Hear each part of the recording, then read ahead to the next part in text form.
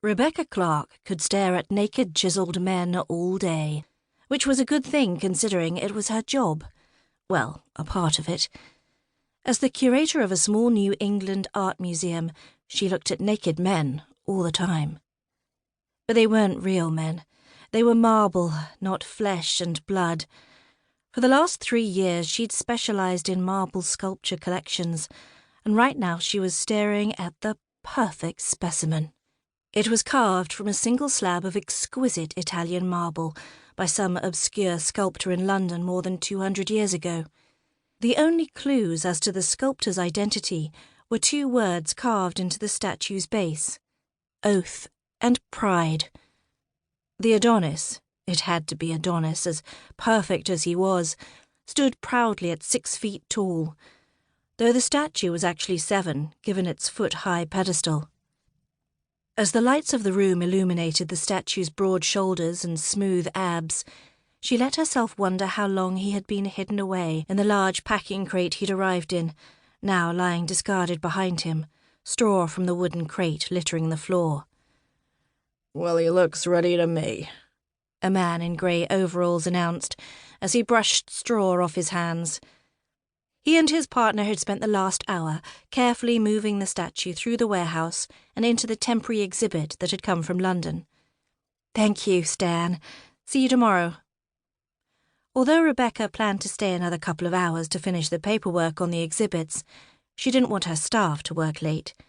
She genuinely liked working with everyone at the museum, except for her boss.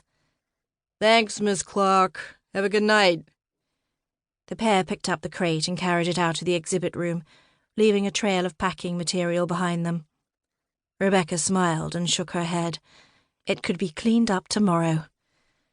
She checked her watch and sighed when she realised it was almost 10. This wasn't unusual. She was used to burning the midnight oil, and this was an exciting new exhibition. Besides, it wasn't as if she had a social life or anything, anyone to go home to. A flicker of embarrassment made her cheeks flame. I shouldn't be ashamed of working hard and still being single. But no matter how much she told herself that, it didn't seem to change how she felt. It seemed like the world judged a woman's value by whether she could catch and marry a decent man. Rebecca wanted to be in a relationship, not because society expected it of her, but because she wanted to be loved. But after all the men she'd dated in the last several years, she'd given up on finding a good one.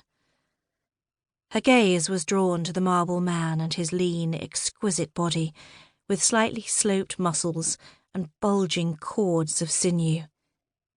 Everything was carved so perfectly into the stone that she almost thought she could see them move in the right light.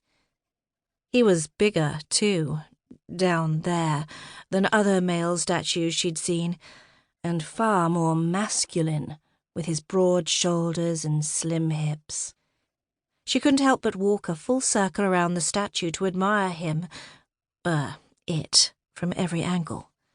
Full, sensuous mouth, soft bedroom eyes, and literally a chiselled jaw.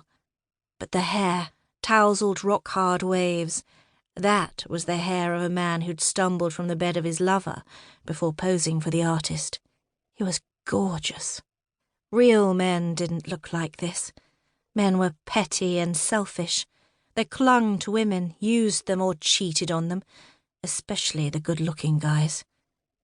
She shook her head, banishing the dark thoughts. It wasn't true. There were good men in the world. Fathers, brothers, husbands, friends. But aside from her own father, she'd never encountered a good man in her life. If there was a lazy, spoiled, or rotten man out there, she'd found him and dated him. Not by choice, of course. People were clever about hiding their faults, and she always found new ways of being fooled. The pattern was always the same. First, she'd be smitten with a man, and she would date him casually. They'd enjoy each other's company. The sex would curl her toes, and she'd hope it would lead to something more. 3 to 6 months later, she'd find herself exhausted and fed up with the cooking and the cleaning up after a man, only to have lackluster sex, if she was lucky enough to snag his attention before he passed out on the couch to the news.